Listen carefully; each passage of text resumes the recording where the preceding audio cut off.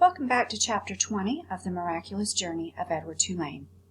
When we last left Edward, he was being carried down the road by Bryce, and Bryce had said, "That's it, Edward, we're going to Memphis." So let's see where Bryce and Edward end up. "How many dancing rabbits have you seen in your life?" Bryce said to Edward. "I can tell you how many I seen. One. You. That's how you and me are going to make some money. I seen it the last time I was in Memphis. Folks put on any kind of show right there on the street corner, and people pay 'em for it. I seen it." The walk to town took all night. Bryce walked without stopping, carrying Edward under one arm and talking to him the whole time. Edward tried to listen, but the terrible scarecrow feeling had come back. The feeling he had when he was hanging by his ears in the old lady's garden. The feeling that nothing mattered, and that nothing would ever matter again. And not only did Edward feel hollow, he ached. Every part of his china body hurt. He ached for Sarah Ruth. He wanted her to hold him. He wanted to dance for her. And he did dance, but it was not for Sarah Ruth. Edward danced for strangers on a dirty street corner in Memphis. Bryce played his harmonica and moved Edward's strings, and Edward bowed and shuffled and swayed, and people stopped to stare and point and laugh. On the ground in front of them was Sarah Ruth's button box. The lid was open to encourage people to drop change inside it. "Mama," said a small child, "look at that bunny. I want to touch him." He reached out his hand for Edward. "No," said the mother. "Dirty." She pulled the child back away from Edward. "Nasty," she said.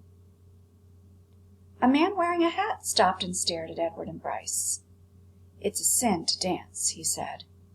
And then after a long pause he said, "It's a particular sin for rabbits to dance."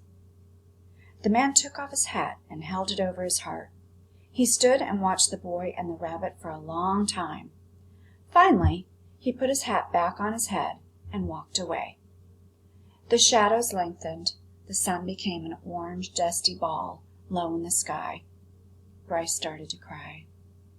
Edward saw his tears land on the pavement, but the boy did not stop playing his harmonica. He did not make Edward stop dancing. An old woman leaning on a cane stepped up close to them. She stared at Edward with deep, dark eyes. "Pellegrina?" thought the dancing rabbit. She nodded at him. "Look at me," he said to her. His arms and legs jerked. "Look at me. You got your wish. I have learned how to love. And it's a terrible thing. I'm broken. My heart is broken. Help me." The old woman turned and hobbled away. "Come back," thought Edward. "Fix me." Bryce cried harder. He made Edward dance faster. Finally, when the sun was gone and the streets were dark, Bryce stopped playing his harmonica. "I'm done now," he said. He let Edward fall to the pavement. "I ain't going to cry any more." Bryce wiped his nose and his eyes with the back of his hand. He picked up the button box and looked inside it. "We got us enough money to get something to eat," he said. "Come on, Jangles." It seems to me like this is an important chapter,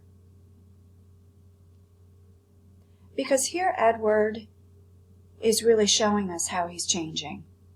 At the beginning, he talks about how he doesn't just miss Sarah Ruth. He aches for her. Literally, his heart hurts for her. And then he sees an old woman who he thinks is Pellegrina, and I'm really wondering, was that Pellegrina? We're not really sure, are we? Because she doesn't say anything, but she does nod at Edward when he talks to her. And what does he say to Pellegrina?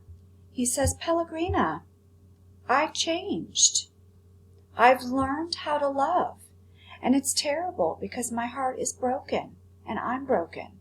And he asks her to help him, but she just walks away. So I'm really curious if Pellegrina is going to come back into this story, or if Edward is just imagining it. We'll see next in Chapter 21.